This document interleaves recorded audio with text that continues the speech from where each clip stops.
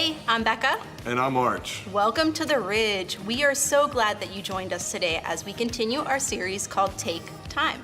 Pastor Tim is back, and he's going to be talking about connecting with those in our lives. We can't wait to sing with our Ridge worship band. It's going to be such a great Sunday.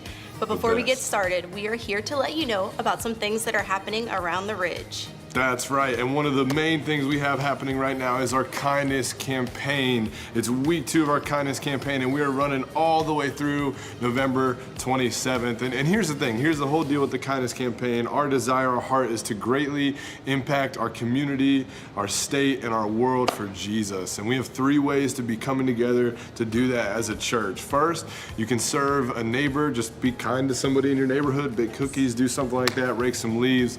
You could donate a coat, and lastly, you can financially support our partner church in La Ceiba, Honduras. We've got bins in the lobbies where you can drop off your new or gently used winter gear. That's all that stuff behind us. You can go ahead and do that. And you can bring that to the church through November 27th, that last day. Or you can purchase stuff, the winter gear, from our Amazon wish list and have it sent directly to the Ridge. Super convenient. You can't beat that. Amazon, always shopping on there. But here's the deal, you can find out all those details, anything else you need to know about the kindness campaign, how you can get involved and make a difference at theridge.church/kindness. For sure. If you are new here with us and looking to take a next step, or you want to know more about who we are as a church, we have a Welcome to the Ridge webpage that holds all the answers. You can find short videos of our senior pastor, Tim Herring, where he discusses our history, beliefs, vision, strategy, and you can find ways to get involved at the Ridge. Just head to theridge.church/welcome. For those that are in the room, we have a place in the lobby called Next Steps. If you're looking to take a step towards serving, groups, baptism, or you just have a question, we'd love to talk to you and answer any of those questions that you may have. We'd like to take a moment today to just thank all of our veterans for your service, your bravery, and your sacrifice to protect our country and our freedom. We love to honor you just with a small token of our appreciation, so we have a bag of coffee for you in the lobby. Be sure to stop by Next Steps and grab it on your way out. If you're watching or listening online as well, we'd love to offer you some coffee, so you can go to theridge.church/veterans to sign up and receive yours. So I can't believe we're already talking about this, and it's going to be the holiday season, but we are so excited to be offering you an Advent devotional this Christmas season. It'll focus on faith, hope, joy, and peace. Our hope is that the devotional will help you slow down in the busy holiday season and fall more deeply in love with Jesus. The devotional will be available in book form here at the Ridge later this month. That's right. It's cool because it's got contributions from a bunch of people on staff. We're super excited for you guys to read through it this season. Also, make sure you stay updated to everything that's going on here on the Ridge. Follow us on Facebook, Instagram, subscribe to our weekly email. Thank you so much for being with us this morning, and we hope you have a great service. Bye, guys.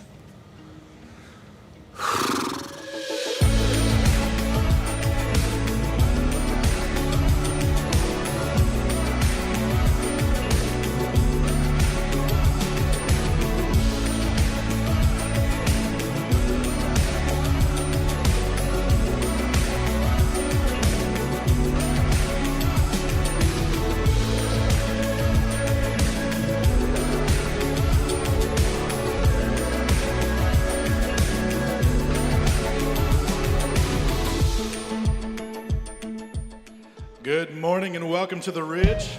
We're glad you're here with us today. We invite you to stand and sing along.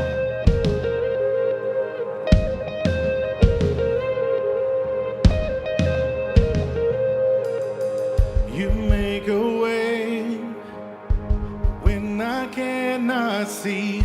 You are my strength. Though my heart is weak, you won't let go. Take my place on this battlefield. You go before. You're my sword, my shield. I'm not alone. You fight for me. You always have my victory.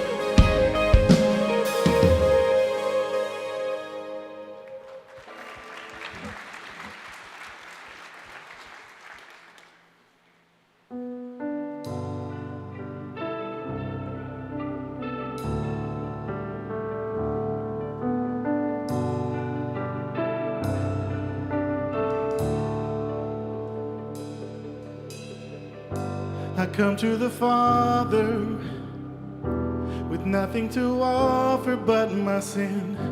You see it all, you see it all. I come to the altar, I've come to the end of my own way. I want to know you, just want to know you. Awake my soul, surrender. Awake my soul to sing. No more empty hallelujahs. Let it be real, God, I'm ready.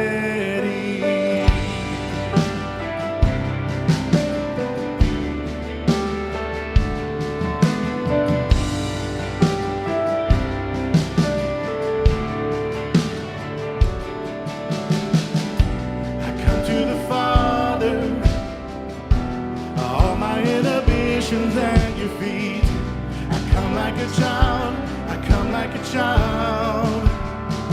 Oh, I fall on the altar, my life a sacrifice of praise, rising up to bless your name. Awake my soul, surrender.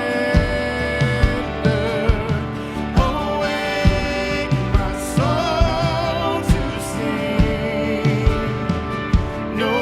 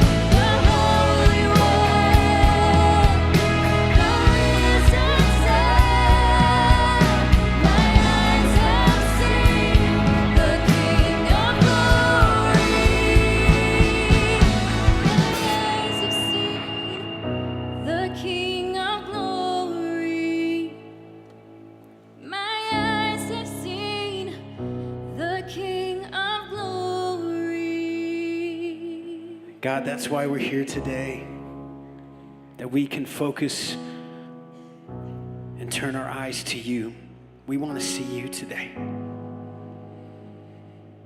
And I know we live crazy lives that can distract us. This world is filled with so many distractions. Some of us are coming in just seeing things with just a blur. Or we're just distracted by our fear, our doubt, our uncertainty, whether it's the world that we live in or in our personal lives. We are just struggling to see things clearly. And we're just feeling overwhelmed. But this is why we come to this place. This is why we worship every Sunday, to take this time and to be able to refocus on you. To turn our eyes to the one who is in control of it all. He sees it all. God, we give you praise. We give everything to you. That's what trust is all about. We trust in you, God. We love you. We praise you. In your name, amen. It is good to be in this place, to be able to sing these songs and be reminded of who God is in our lives. Thank you guys for singing out with us. You can have a seat. While you do that, can you just say hi to someone around you? Just welcome someone to church. Yeah, feels good, doesn't it? To say hi and yeah, it's nice. We want to be a welcoming church, and what better way than to do that and say hi to each other. Welcome again. My name is Adam. We're so glad that you are with us today as we continue our series called Take Time, and we're thrilled to have Pastor Tim back this week, and he's going to talk about taking time to reconnect with each other. And the pandemic has definitely separated us, and so it's time to reconnect and to find that connection with others in our lives and live life together. And so we're excited for what he has in store for us here in just a little bit. Well, I woke up this morning and it happened, snow flurries, okay? We just skipped fall. We went from summer straight to winter. So how many of you are just thrilled about the snow? Yeah, something's wrong with you. No, I'm kidding. No, we're 2 weeks away from Thanksgiving, which is crazy, which I know some of you have skipped Thanksgiving. You have already put your Christmas tree up. Raise your hand. Yep. I don't want to tell you how to live your life, but no, I'm kidding. But we do need a Thanksgiving tree. I'm going to say right now, Thanksgiving tree, you put up turkey ornaments. The kids have the turkey hand, our piece that they bring home that you eventually throw away. Well, you know what? Put it on a Thanksgiving tree. How about that? I'm going to trademark it. It's mine. Don't steal it, all right? But we're 2 weeks away from Thanksgiving, which is crazy. We're halfway through November, which means we're halfway through our kindness campaign here at the Ridge. And throughout this month, we're just trying our best to show kindness and generosity to others in our life, whether it's in our community, our state, and our world. And we're doing that through just serving others in our lives. If it's a neighbor, a friend, family member, we're just encouraging all of us to just think outwardly and to think of others in that way. We're also giving financially and donating money to our sister church in La Ceiba, Honduras. And if you want to know more about what they're doing, go to theridge.church/kindness. And then, of course, we have our coat drive. It's happening throughout this whole month up until the 27th. And we're just asking to bring in new or lightly used winter gear and coats. And if you walked in today, you saw the rack being filled with coats. And it's so cool to just see that gradually get more and more full as the weeks progress. And it's such a small thing that we're asking to do, just to bring in a coat, but the impact is greater than we can really imagine. And last year we heard some amazing stories of families that were just so appreciative, but also impacted greatly by that just small gesture. And so if you haven't been able to donate a coat, we encourage you to do that. You can bring it in on Sundays or throughout the week. We have an Amazon wish list as well that you can buy a coat and have it delivered here, so it doesn't matter where you are, you can be a part of this campaign and showing kindness to those in our community, which is pretty awesome. So we encourage you, check your closets throughout your house. I found a coat in a guest room closet. I didn't know it was there for the longest time. So you never know what you can find, and we all have some coats laying around that are new or gently used that we can just bring in and make an impact. So we encourage you to do that, again, through the 27th. Well, this Friday, we, as a nation, had an opportunity to celebrate and just say thank you to all of our veterans. And today, we want to just take a moment and do that right now. So watch this.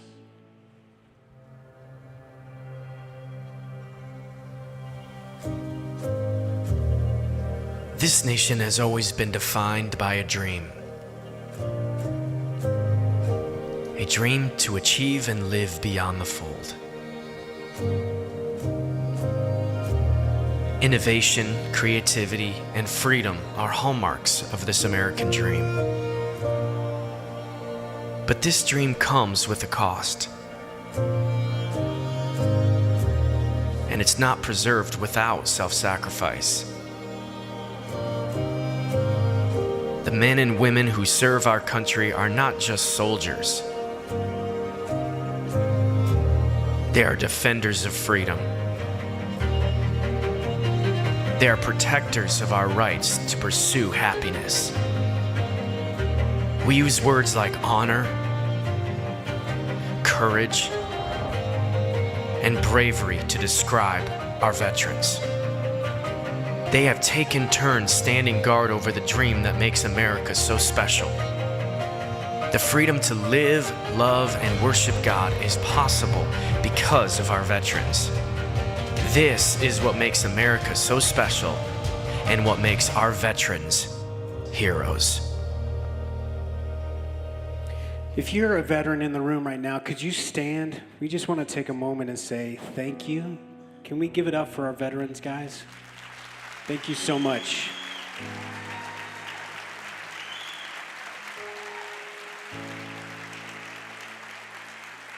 It's really the ultimate act of thinking of others to sacrifice your life for our freedom. So we say thank you so much. And for those of you in the room, we have just a gift out in the lobby as you leave today. It's just a packet of coffee. It's just a small gesture of our thanks and appreciation for all that you've done for us and our country. So thank you again. Well, here in just a minute, we're going to continue our series with Pastor Tim called Take Time. And before we do that, we just want to take some time and worship through our giving. And so you're going to see ways that you can do that on the screen. And for those of us in the room, we have giving boxes as you leave as well. Let's just take a moment and give graciously and give back to God.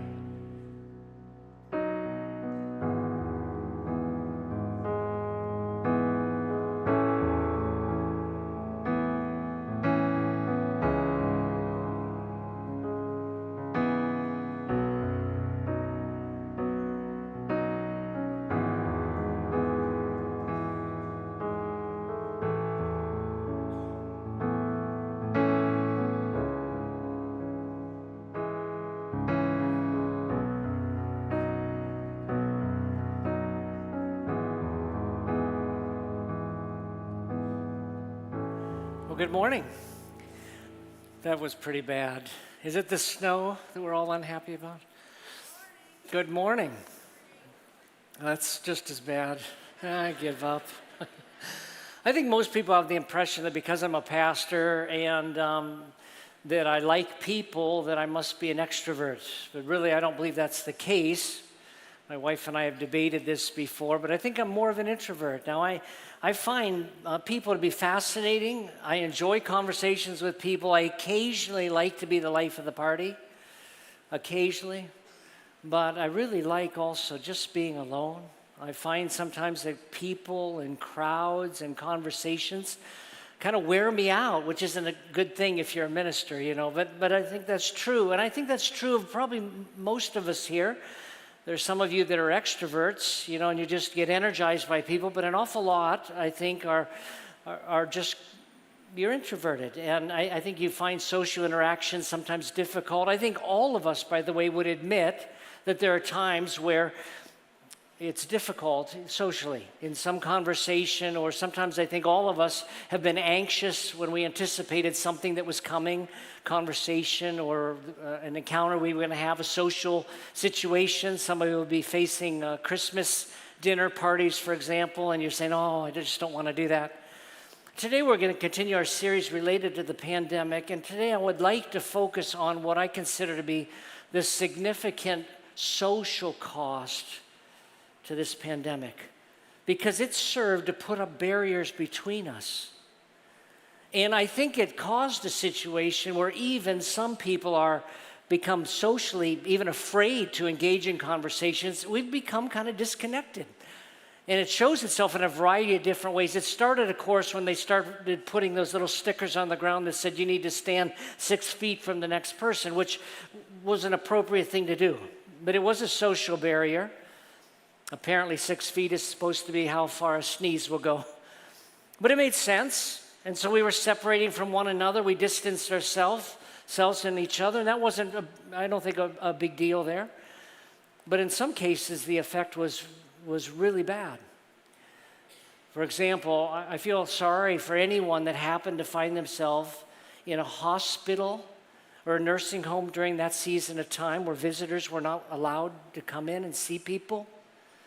That was really tragic. I mean, most of us saw, I'm sure, the pictures of maybe 2 parties on opposite sides of a glass door where maybe there's a person in a wheelchair sitting there and the family's on the other side and they've got their hand up against the glass and they're weeping because they can't hug each other. They can see each other, but they can't hug each other. And it had a profound impact on even the healing, they say, of some people in the hospital.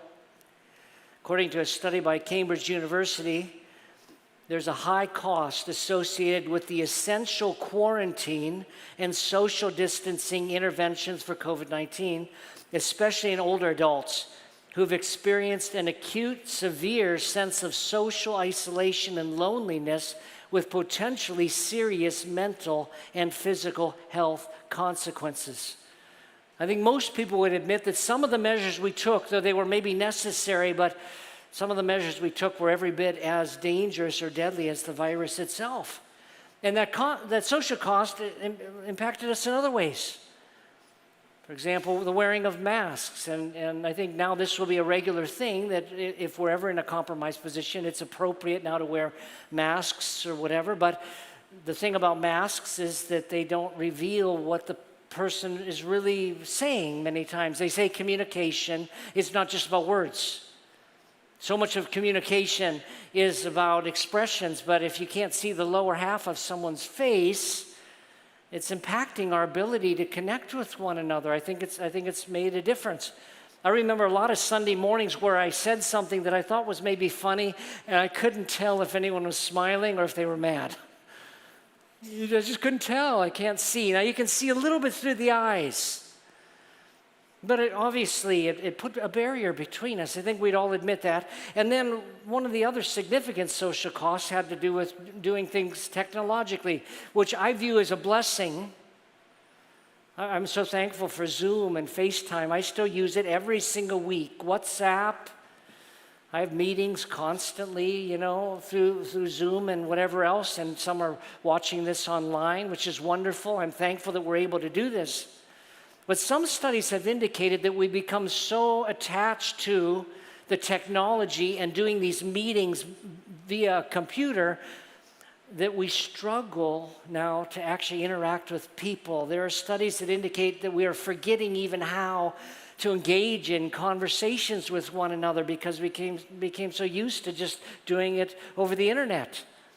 And we might have a meeting with someone for 1 hour over the internet or something, but you can't really connect deeply. I mean, to some degree you can, but it's not exactly the same.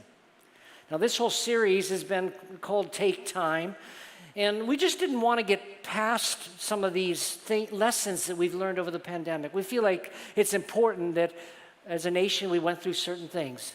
And I think God has wanted to teach us certain things. And I don't want us to lose what those lessons were. The first week of this series, we talked about taking time to see things differently.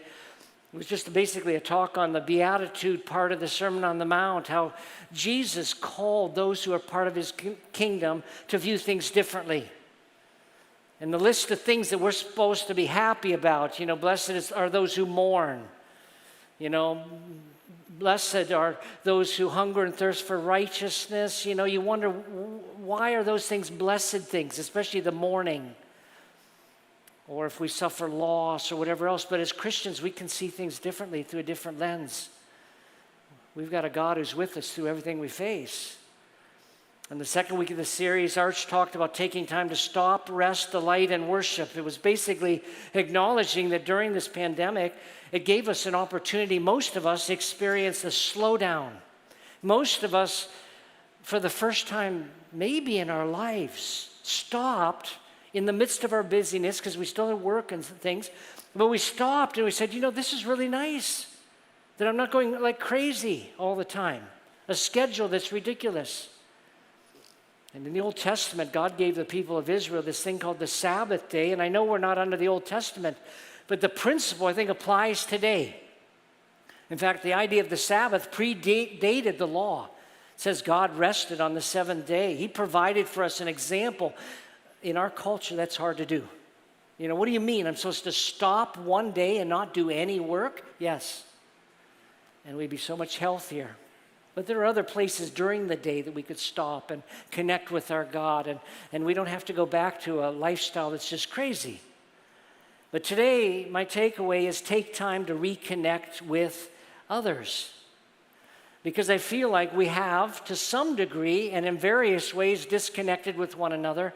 And I especially think when it comes to the church, it's so important that we be in relationship with one another, that we connect with one another in a meaningful way. And the reason this is so important is that we were created for relationships. Our God lives in eternal community, Father, Son, Holy Spirit. And when He created us to be social beings, to be connected with other people. In fact, when God created Eve in Genesis 2:18 as a companion for Adam, we read, "Then the Lord God said, 'It is not good for the man to be alone. I will make a helper as his complement.'" It's not good for the man to be alone, God said. Now, this isn't a statement that is saying you need to get married. That's not the point of it. The point is we were created for a community. We were created for relationships. And we suffer when we don't have them. We suffer when we don't have them. I recently read a study that indicated that the greatest thing that contributes to long life was actually, it had to do with relationships more than anything else. Different studies reveal different things, but one of the studies I just read indicated it was people that were connected with other people. That was the single determining thing that made a difference in the longevity of the people in this particular study. And I think we'd all acknowledge that connecting with others is a valuable thing. Now, Solomon from the Old Testament was one of the wisest guys who ever lived, third king of Israel. And if he were alive today and he were writing books, I would buy every one of his books because God gave him insight, divine insight that he didn't have on his own. And Solomon, in the wisdom God had given to him, he addressed this subject. He talked about the problem with not having companions in our lives, people to share our life with. And I want to look at a section in Ecclesiastes chapter 4. It's verses 7 through 12. Ecclesiastes 4, 7 through 12. And I want to look at what he had to say about the importance of companionship and having people in our lives and why it is important. Beginning in verse 7, he said, "Again, I saw futility under the sun." Let me stop for a moment, but the whole book of Ecclesiastes is about futility, senselessness of life. I mean, the entire book of Ecclesiastes is about a guy that tried to find meaning through all these things in this world, and he finally concluded you can't find joy in all of this. It has to do with being properly related to God. That was his final conclusion in Ecclesiastes. Connect with God. But throughout the book, he explores various ways in which people try to find joy and happiness. And one thing after another, he says, well, now this is futile. You know, this didn't pan out. This wasn't good. And so he begins this by saying, "Again, I saw futility under the sun." I saw a certain senselessness to life. He goes on to say, there is a person, and I imagine he's observing a person, like there was a person without a companion, without even a son or brother, and though there is no end to all his struggles, his eyes are still not content with riches. "So who am I struggling for," he asks, "and depriving myself from good? This too is futile and a miserable task." So Solomon is describing someone, I imagine he's looking at the life of somebody here that is kind of miserable. And in the context of the passage, there are two things we know about him. If you read just those verses, but the ones that precede it as well, you know two things about this guy. Number one is that he was very wealthy. He was someone who had wealth. He had riches. The second thing about this guy is that he worked all the time.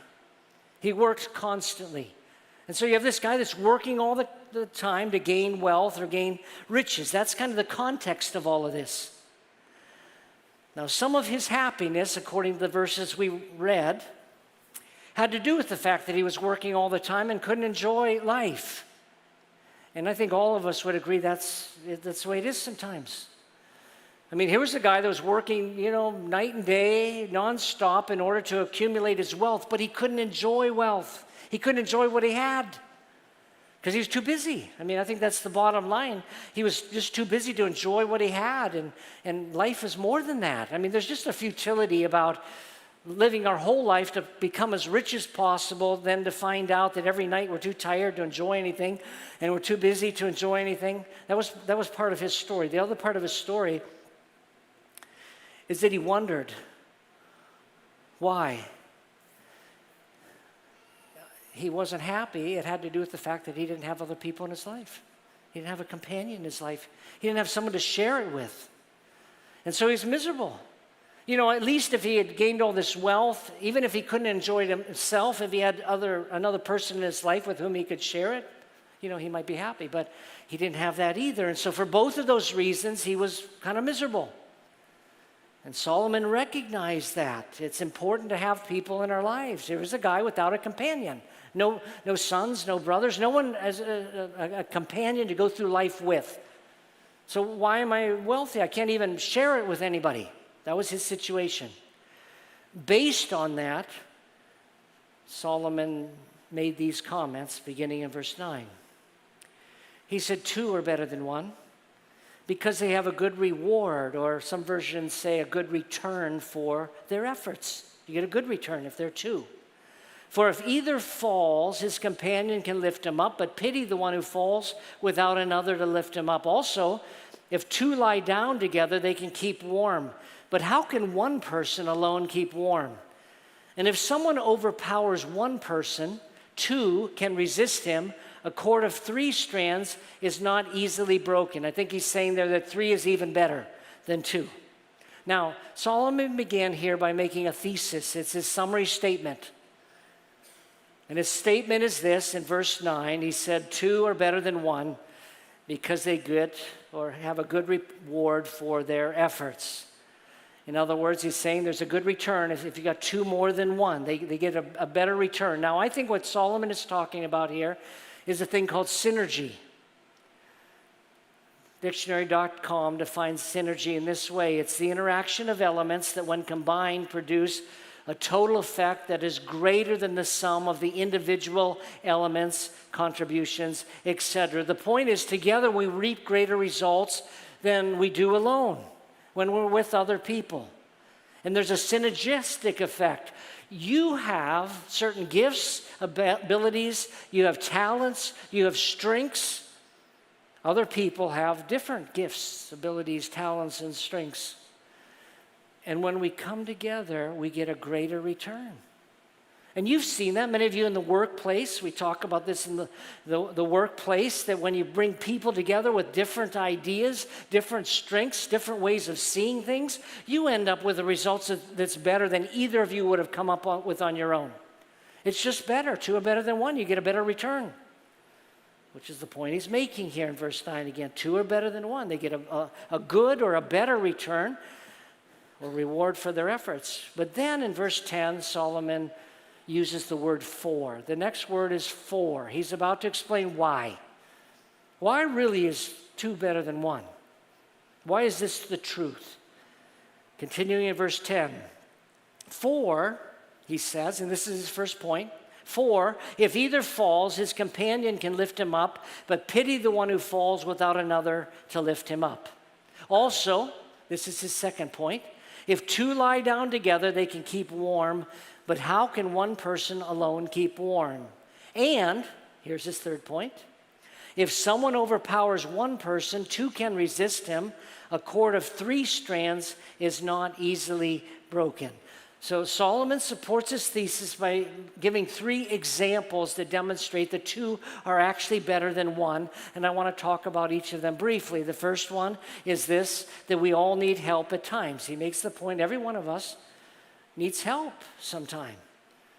Look at verse 10 again. Solomon wrote, "For if either falls, his companion can lift him up, but pity the one who falls without another to lift him up."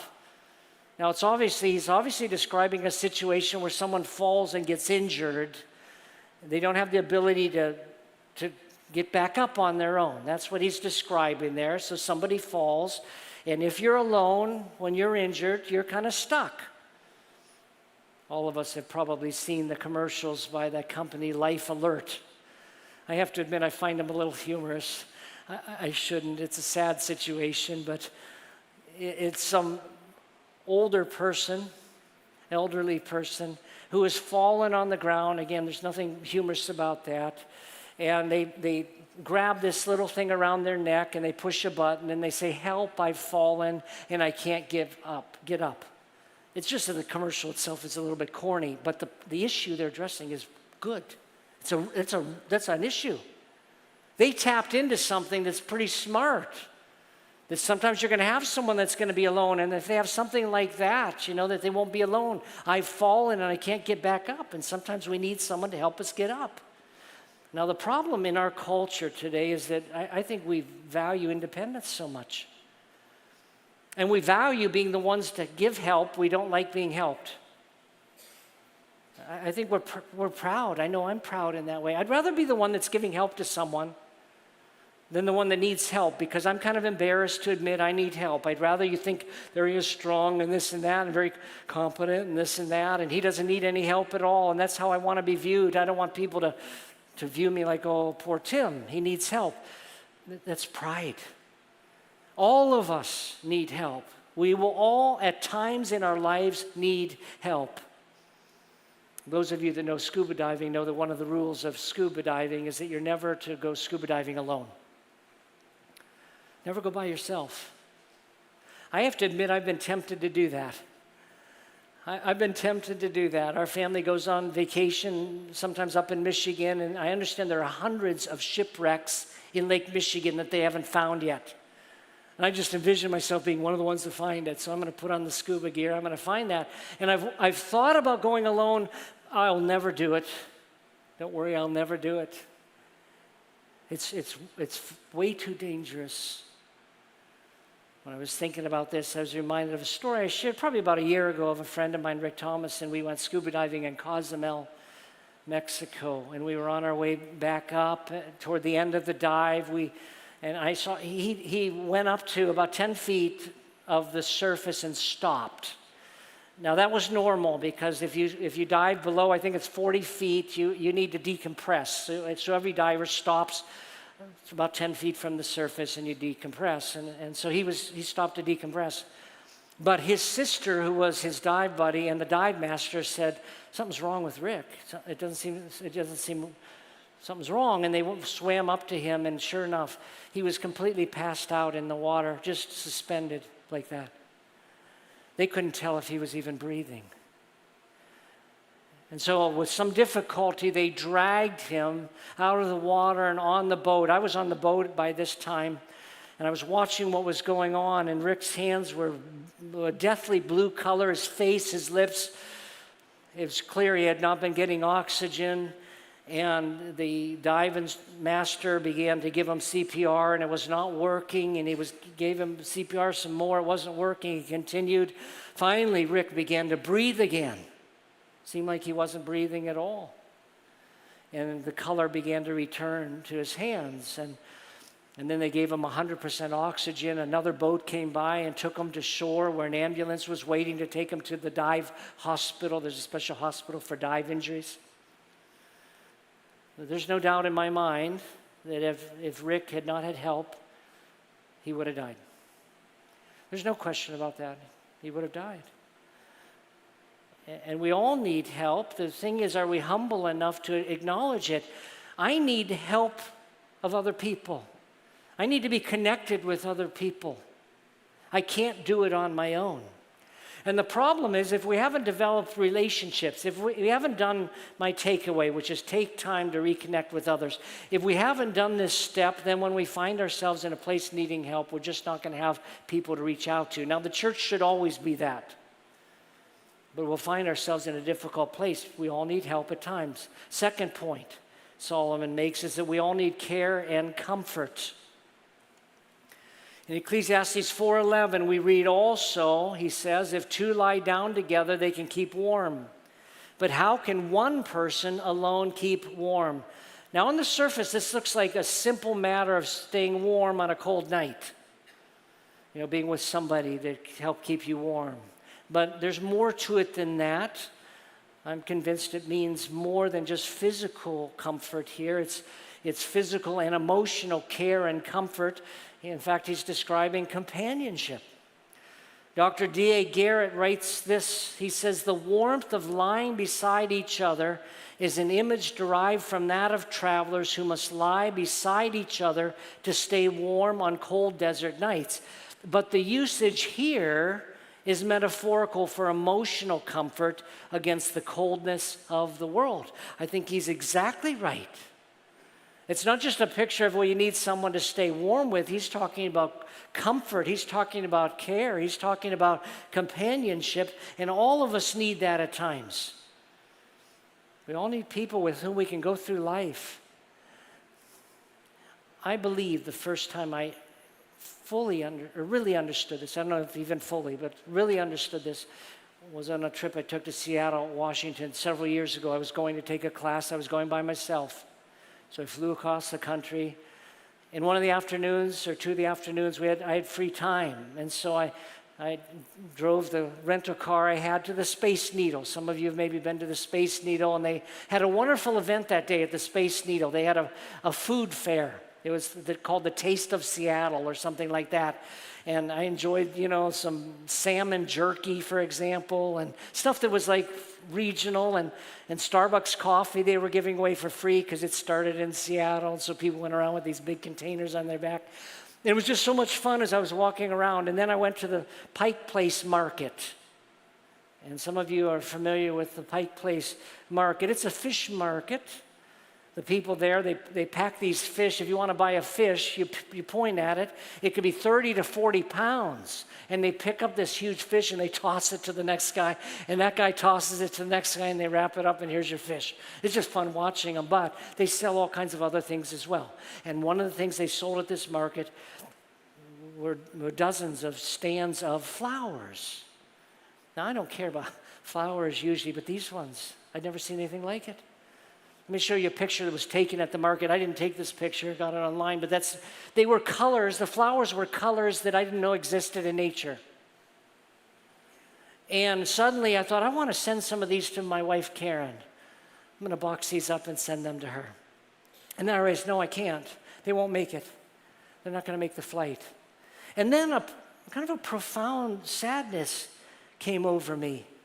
And I almost broke down crying. In fact, the rest of the day, everywhere I went, I was close to tears. I'm even close to tears now as I think about it, because I realized that my honey, my wife, wasn't here with me. I was enjoying some things, but I needed a companion. I needed someone to share this moment with me. She wasn't there. And I thought, boy, it's just different when you enjoy things, but you're by yourself and you can't share it with someone else. It just hit me like a ton of bricks, the fact, what a difference it would have made if she had been right with me. And we need someone like that. And sometimes it can be serious. This month is the third anniversary of the month when my appendix did something weird. It died. I don't know what the proper term is, but it turned gangrene, my appendix. I didn't know it. I was walking around like, I got a dead appendix here. Glued to other organs. My system started shutting down before I got to the doctor. It was very, very serious. And my wife was with me in the hospital for 9 days, almost nonstop. It wasn't that she needed to save my life. That's not what it was about. I mean, sometimes it's helpful to have someone there to fight for you or say, he needs something here, or whatever, but it was more about just being there, comfort and care, her presence with me. It can be life-changing. They say that if people that have this survive.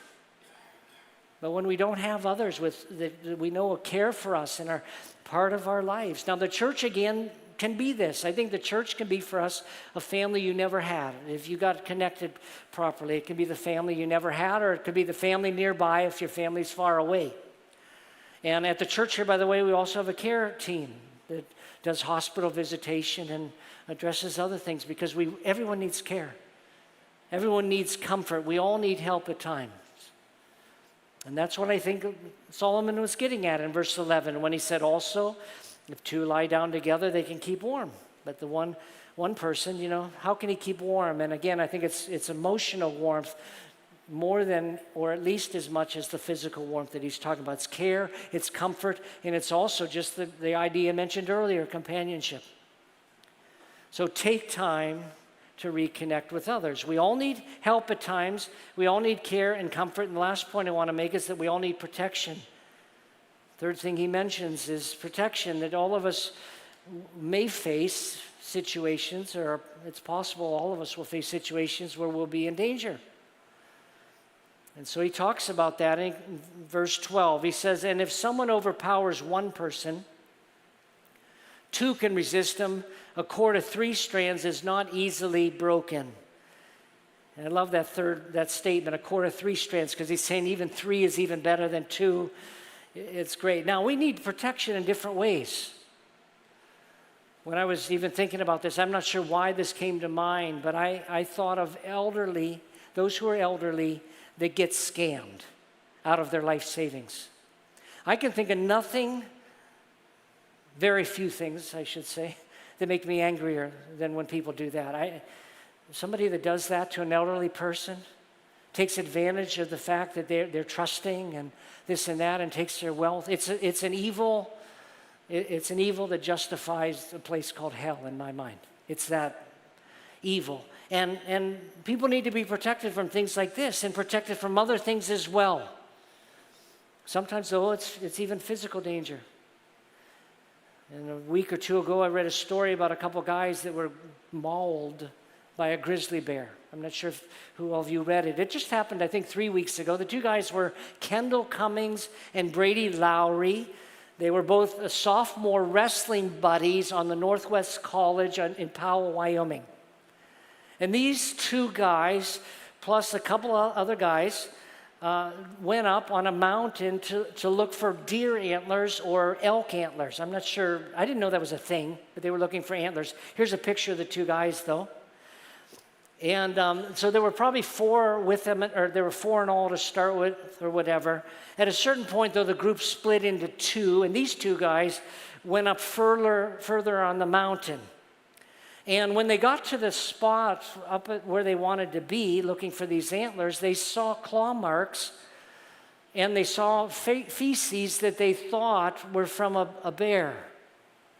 And as soon as they observed that, suddenly a bear appeared. And Lowry, he was the guy that was on the right, he says, before you could even think or blink, there's a bear that came running out of the trees right in front of me. And Lowry was the one who was attacked first. He describes it. It started chomping on me pretty good. It got hold of my left arm. It was shaking me around. It broke my left arm. Seeing his friend in danger, Cummings tried to get the bear's attention. He started initially by making a lot of noise, and then he was throwing things at it. Nothing was working. And then he described what he did next. He jumped down and grabbed the bear and yanked it off Lowry. Can you imagine that? It's a grizzly bear. He sees his friend being attacked like that, and he comes behind and rips it off his back. Well, the bear turned on him at this point. And Cummings describes what happened to him. It tackled me, chewed me, bit me up a bit. Then the bear wandered off a little bit and came right back again and attacked him some more. This time it bit him in the head and the cheek. Let me show you a picture of the 2 guys in the hospital. Cummings was the one on the right. He was the one who came to the aid of the other one. He's the one that suffered the greatest harm because he came to defend his friend.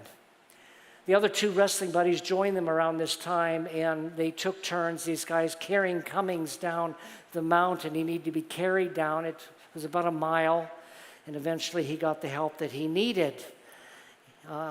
And besides what had happened to Cummins already with his face and everything, his arm was broken. It required 6 screws and bolts. He had been bitten also on the right thigh. All this had happened to him. Both these guys are expected to make a full recovery, but Lowry, the one who had been saved by his friend, said this to the Cowboy Daily Press: "I don't know how I'm going to pay him back. I don't. I owe him everything. We'll be best friends for the rest of our lives." And I think we need people in our lives like this. Sometimes it's going to be physical danger, sometimes emotional danger. Sometimes it's spiritual danger. Sometimes people we love are being led astray and down a wrong path by someone, and we need to come in there. All of us are going to face dangers at times. Dangers maybe in the city. I was mugged in a city and stabbed. Or dangers in the home. It could be the home. And we want to rescue people. The point is, though, we need people in our lives at times like this. So let me summarize here and give an application. Take time to reconnect with others.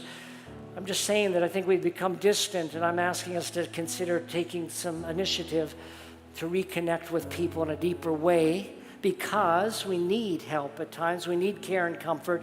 We all need protection. Now, I realize that people are busy right now, and some are saying, "I don't have time for relationships." I don't know that you can afford not to.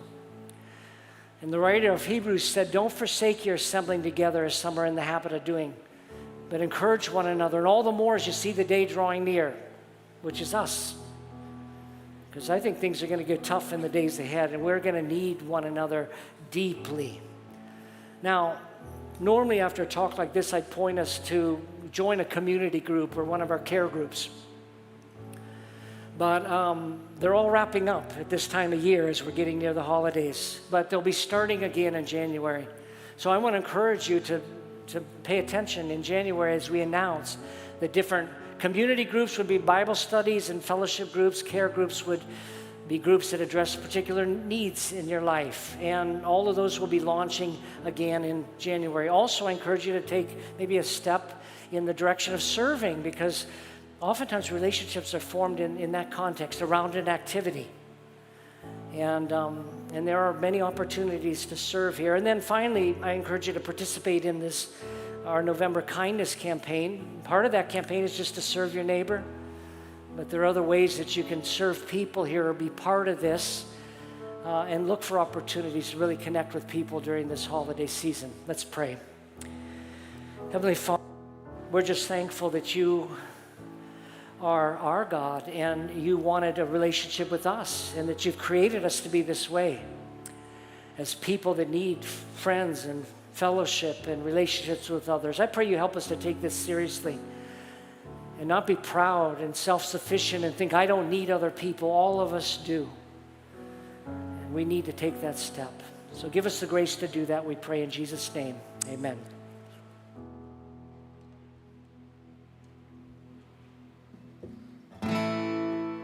If you would, stand and sing with us.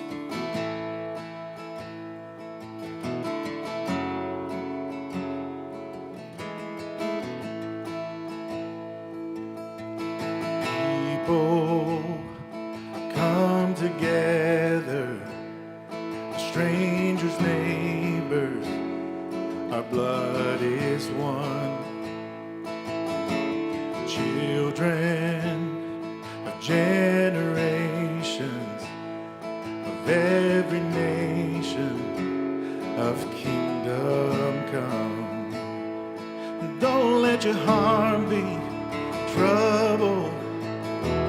Hold your head up high, don't fear no evil. Fix your eyes on this one truth: God is madly in love with you. So take courage, hold on, be strong. Remember where our help comes from.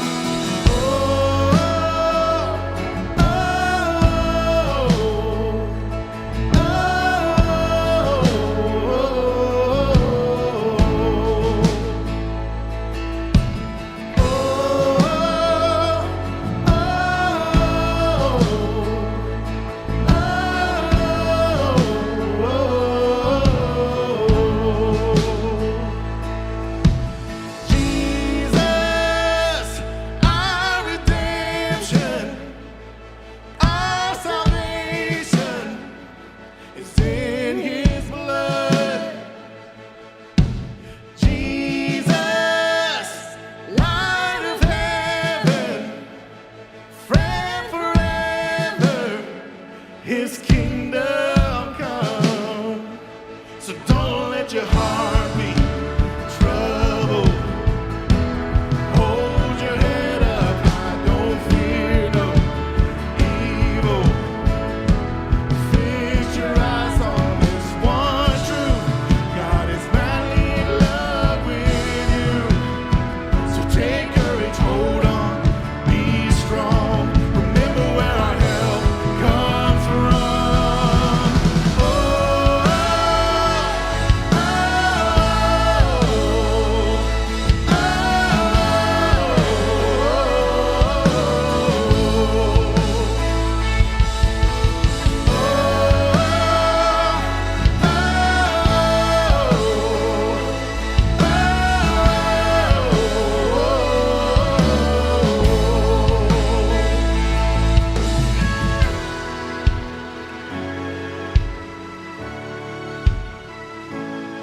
Let's have some fun and sing this out.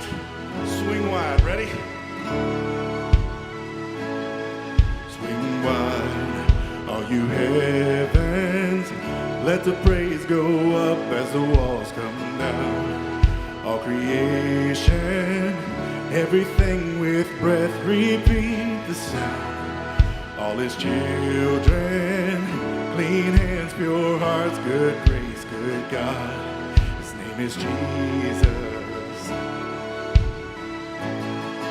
Swing wide, all you heavens. Let the praise go up as the walls come down. All creation, everything with breath, repeat the sound. All his children, clean hands, pure hearts, good grace, good God. His name is Jesus. Swing wide, all you heavens. Let the praise go up as the walls come down. All creation, everything with breath, repeat the sound. All his children, clean hands, pure hearts, good grace, good God. His name is Jesus. Come on.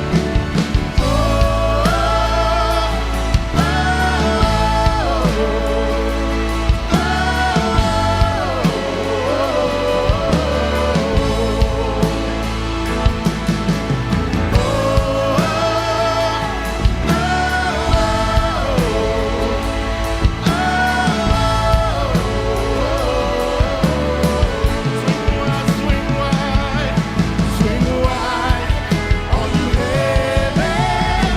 Let the praise go up as the walls come down. All creation, everything with breath, repeat the sound. All his children, clean hands, pure hearts, good grace, good God.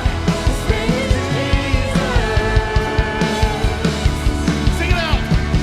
Jesus, our redemption, our salvation is in his blood. Jesus, light of heaven, a friend forever, his kingdom come. Man, I love that first line that says, people come together, strangers, neighbors, our blood is one. We are all children of God, created to live life with each other. So I hope you can go on this week and just find that time to reconnect or connect with people in your life. That's it for us. Have a great week. Veterans, don't forget you grab your coffee as you leave today. We hope to see you next Sunday as we continue this series. Bye.